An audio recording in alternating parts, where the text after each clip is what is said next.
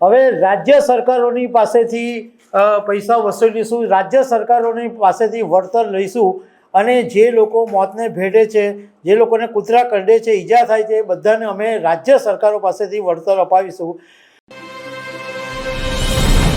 રખડતા કૂતરાના મામલે સુપ્રીમ કોર્ટની અંદર સુનાવણી ચાલી રહી છે અને સુપ્રીમ કોર્ટના જજોએ એકદમ કડક શબ્દોની અંદર ટિપ્પણી કરી છે અને એવું કીધું છે કે હવે બહુ થયું, હવે રાજ્ય સરકારોની પાસેથી પૈસા વસૂલીશું, રાજ્ય સરકારોની પાસેથી વળતર લઈશું અને જે લોકો મોતને ભેટે છે, જે લોકોને કૂતરા કરડે છે, ઈજા થાય છે, બધાને અમે રાજ્ય સરકારો પાસેથી વળતર અપાવીશું।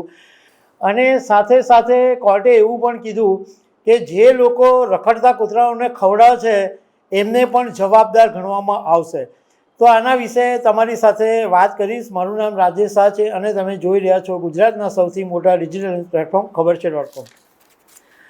રખડતા કૂતરાના મામલે સુપ્રીમ કોર્ટની અંદર આજે ફરીથી સુનાવણી થઈ અને સુપ્રીમ કોર્ટ આજે એકદમ કડક જોવા મળી, કારણ કે સુપ્રીમ કોર્ટે કીધું 4 દિવસની સુનાવણીમાં અમને માત્ર કૂતરાઓ પ્રત્યે લાગણી જ બતાવવામાં આવી છે, પણ એની સામેના જે ભયસ્થાનો છે એની તો કોઈ વાત જ નથી કરતું। સુપ્રીમ કોર્ટે એવું કીધું કે જે બાળકો કે વૃદ્ધોને કૂતરા કરડવાથી ઈજાઓ થશે કે મૃત્યુ થશે કે કંઈ બી થશે તો એવા દરેક કિસ્સાની અંદર અમે રાજ્ય સરકારોની પાસેથી મોટું વળતર અપાવીશું, કારણ કે છેલ્લા 5 વર્ષની અંદર આ બધા રાજ્યોએ નિયમો લાગુ કરવા માટે કંઈ જ કામ નથી કર્યું। રખડતા કૂતરાઓ માટે અનેક વખત નિયમો નક્કી થયા, પરંતુ નિયમોનું પાલન આ રાજ્યો નથી કરતી, એટલે હવે અમે જે કંઈ પણ મોત થશે કે ઈજા થશે તો એ વળતર અમે મોટા પાયે અપાવીશું। બીજું કે સુપ્રીમ કોર્ટે એવું પણ કીધું કે જે લોકો રખડતા કૂતરાઓને ખવડાવશે એમને પણ જવાબદાર ગણવામાં આવશે અને એવું કીધું કે જો રખડતા કૂતરાઓ પ્રત્યે બહુ તમને એટલો બધો પ્રેમ હોય તો તમારા ઘરે લઈ જાઓ અને ઘરે લઈ જઈને ખવડાવો। સુપ્રીમ કોર્ટે એવું કીધું કે કૂતરાઓમાં એક ચોક્કસ વાયરસ હોય છે જેનો કોઈ ઈલાજ નથી।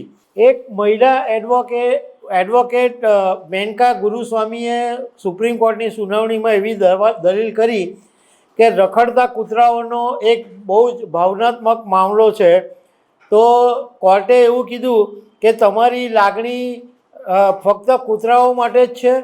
તો એમણે કીધું કે ના, મારી લાગણી માત્ર કૂતરાઓ માટે નથી, માણસો માટે પણ હું એટલી જ ચિંતિત છું, એવું મેનકા ગુરુસ્વામીએ કીધું। તો કોર્ટે પછી એવું કીધું કે તમને કૂતરાઓ પ્રત્યે લાગણી હોય તો તમારા ઘરે કેમ નથી લઈ જતા?